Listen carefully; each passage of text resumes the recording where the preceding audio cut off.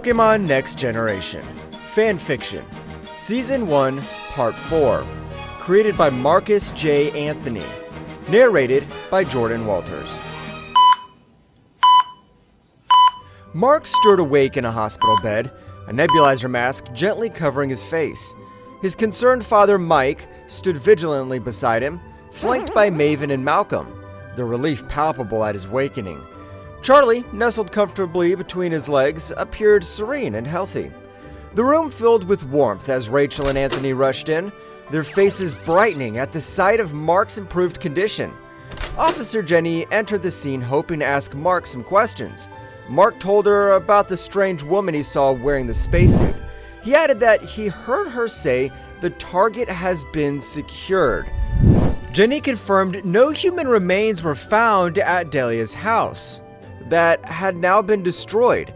She added that they used a Pokémon translator to speak to Mr. Mime, who said it was doing chores in the house while Ash and Pikachu were relaxing in the backyard until it heard something like a helicopter followed by yelling.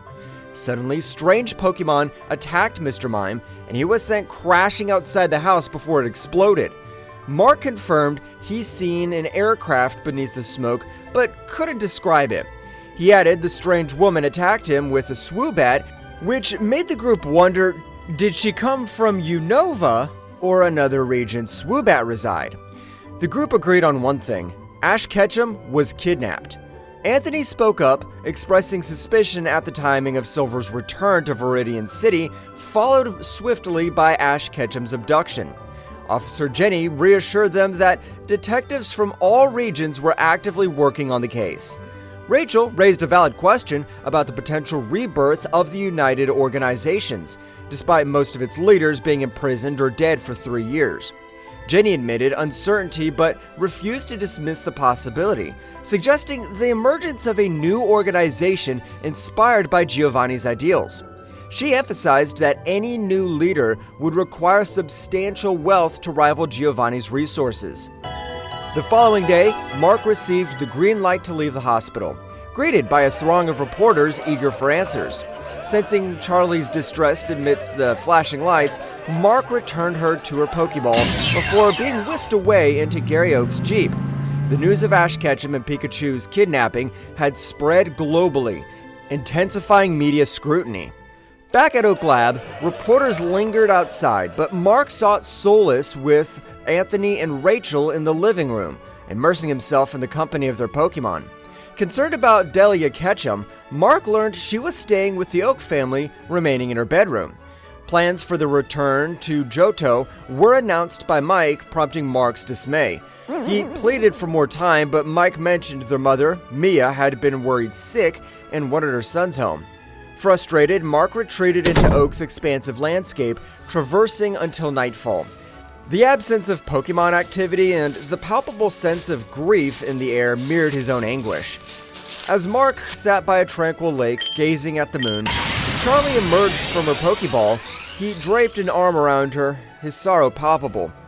"Charlie, I'm sorry. I'm sorry I couldn't be a better trainer for you. My hero needed help, and I couldn't save him."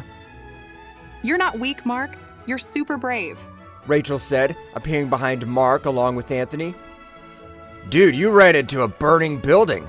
You have so much courage for a boy of 15, Anthony said. Mark expressed his desire to aid in the search for Ash, but admitted he felt lost about where to begin. Rachel gently advised him to entrust the investigation to the authorities and focus on his personal journey. She shared her own experience of nearly abandoning her dreams after her father's passing, but ultimately realized that persevering would honor his memory. Determined, she resolved to become the best coordinator in the world. Anthony opened up about growing up without a father and how his mother's sacrifices had shaped him into a resilient individual. He explained that embarking on his journey was his way of repaying her, intending to care for her as she had cared for him. Realizing that he couldn't solely focus on finding Ash, but could honor him by pursuing his own dream, Mark turned to his friends and shared his reluctance to return to Johto. Instead, he expressed his desire to stay in Kanto, to challenge its gyms, and compete in the Indigo Plateau. Rachel suggested he persuade his father to allow this endeavor and offered to accompany him, as she planned to travel the same routes for Pokemon contests. While Marc pursued gym badges, Rachel would participate in contests. Excited about the proposal, they turned to Anthony, wondering if he would join them. Anthony, uncertain of his own aspirations, expressed a desire to earn money to support his mother. Rachel mentioned seeking guidance from her uncle Gary, and the trio began strategizing how Marc could convince his father to approve his Kanto journey. Unbeknownst to them, Marc Masters and Gary Oak had been eavesdropping from nearby. Understanding Marc's desire to emulate his hero, Ash Ketchum, Mike acknowledged Ash's influence but emphasized the importance of Marc's individual journey. He permitted Marc to stay in Kanto as long as he traveled with his companions, and eventually competed in the Johto League to appease Grandpa Masters. Overjoyed, Marc embraced his father, thrilled to continue his adventure in Kanto. Gary turned to Anthony with a suggestion that sparked excitement within him. He proposed that Anthony should compete in the Junior Frontier tournaments, a series founded by the Don George Battle Club Incorporated. Specifically designed for novice trainers seeking to gain experience and obtain funds quickly, the Junior Frontier boasted 7 Frontier battle clubs scattered across Kanto. Each club featured distinct rules and rewards for both the victor and their Pokemon, but they all shared one commonality: a substantial prize of 15,000 Pokédollars for the winner. Gary elaborated further, revealing the glorious prospect awaiting the ultimate victor of all 7 tournaments. Not only would the champion claim a hefty sum of 105,000 Pokédollars by the end of their rookie year, but they would also earn the privilege to challenge any elite trainer in Kanto, from gym leaders to Elite Four members, even the reigning champion, Misty herself. Should they emerge triumphant, they would inherit their opponent's position and receive an additional 25,000 Pokédollars as a bonus. Gary emphasized that in the years since their inception, no rookie trainer had managed to conquer all 7 tournaments. Anthony, his enthusiasm ignited, pledged to enter the Junior Frontier tournaments and vowed to emerge victorious in each one, driven by his desire to support his mother. However, Anthony harbored a secret agenda. If he succeeded in claiming all 7 titles, he planned to select Silver as his elite trainer opponent, aiming to remove him from the Viridian City Gym and claim it for himself. The next day, Mike informed Maven and Malcolm of Marc's decision to remain in Kanto, pursuing the Kanto League and the Indigo Plateau with Anthony and Rachel as his companions. The news surprised them, as they had expected Marc to aim for the Silver Conference of the Johto League. Despite Marc's invitation for them to join, Maven and Malcolm declined, resolving to face him in battle when they next meet as experienced trainers. An emotional Mike embraced his son, wishing him luck in conveying their mother's approval, with a reminder for Marc to call her daily. After bidding farewell to the Oak family, Marc, Rachel, and Anthony left the lab. As they walked through Pallet Town, they released their Pokemon companions to join them. Approaching a forest, Marc paused, gazing back at Pallet Town. "I will find you," he whispered. The group entered the forest cautiously, the sounds of Pokemon making Marc uneasy, especially with Anthony's playful pranks. Their journey continued toward Viridian City, where Marc hoped to challenge Silver, though Anthony reminded him he needed 7 gym badges first. Rachel mentioned the absence of Pokemon contests in Viridian City, but noted the upcoming Junior Frontier tournament. Anthony eagerly scouted the forest for Pokemon to catch and trainers to battle. Feeling on edge, Marc and Charlie sensed something watching them. The forest sounds heightened their paranoia until a ghastly emerged, startling them. "Hello, humans." The ghost Pokemon spoke to their horror.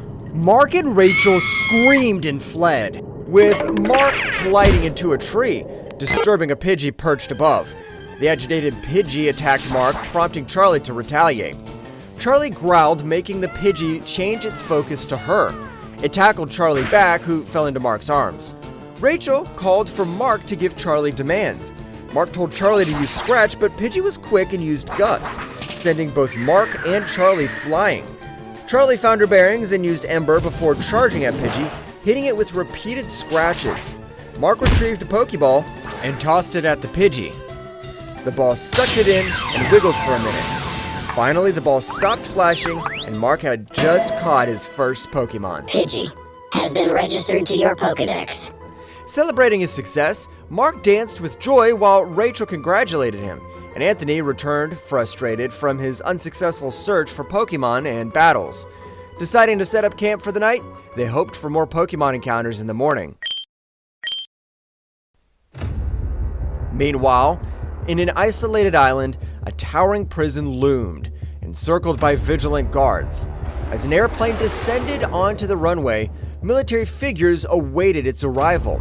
The door opened, revealing Looker, a seasoned agent of the International Police who had recently returned to duty for a particular mission of utmost importance. Escorted through the prison, Looker passed cells housing menacing offenders, but his destination lay deeper within, the isolated chambers containing the most nefarious criminals. Presenting his keycard, he gained access to a heavily fortified area, descending hundreds of feet underground via an elevator.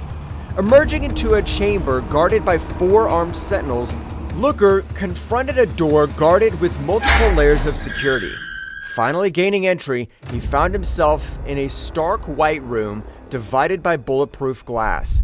Chained to the floor, a man in orange overalls, prevented from venturing closer than 5 feet to the glass, exuded a sinister aura. Seated opposite the prisoner, Looker's gaze locked with the figure, who initially kept his back turned, emitting a dark chuckle. With a chilling glare, the prisoner revealed to be Giovanni, turned to face Looker. Welcome back, Agent Looker. What do you need of me this time?